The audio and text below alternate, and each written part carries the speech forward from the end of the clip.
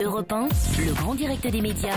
C'est tout comme. Bastien Millot nous a rejoint dans ce studio. Bastien, vous vous intéressez Bonjour, évidemment au Bonjour, parcours et à l'actualité de notre invité. Absolument, cher Thomas Soto, même si cela fait plus de 10 ans que vous faites de la télé, voilà 6 mois que vous vous êtes attelé à Capital. Du même coup, vous êtes bombardé, intervieweur politique en chef sur M6, de quoi sortir les cotillons, puisque les candidats se bousculent à votre portillon. C'est même sur eux que vous allez pouvoir vous défouler 3 dimanches d'affilée.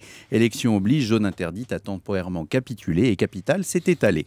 Même s'ils viennent sur votre plateau pour parler gros sous, ce n'est pas sur un plateau d'argent que vous offrez la parole au candidat à la présidence.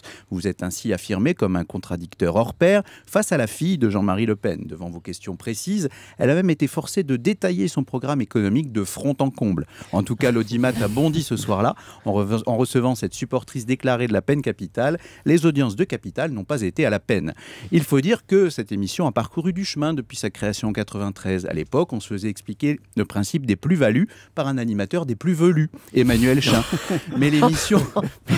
Alors, c'est une spéciale dédicace. Mais l'émission ne disposait pas de la meilleure case horaire. Tard le dimanche, juste avant le téléfilm érotique, autant dire que lorsque Chin nous montrait des courbes boursières, les téléspectateurs devant leur poste attendaient surtout d'autres courbes plus baissières. Ça vous rappelle des souvenirs, Bastien. Oui. Avant de rejoindre Capital, Thomas Soto a aussi connu un long parcours journalistique. C'est vrai, à la sortie de l'Institut français de presse, vous êtes empressé de rejoindre RMC et vous voilà ensuite chargé d'occuper les ados passages lors d'un passage sur France 3, puis transféré sur Direct 8. Les Français s'habituent à beurrer leur tranche de pain pendant que vous leur présentez la tranche matinale.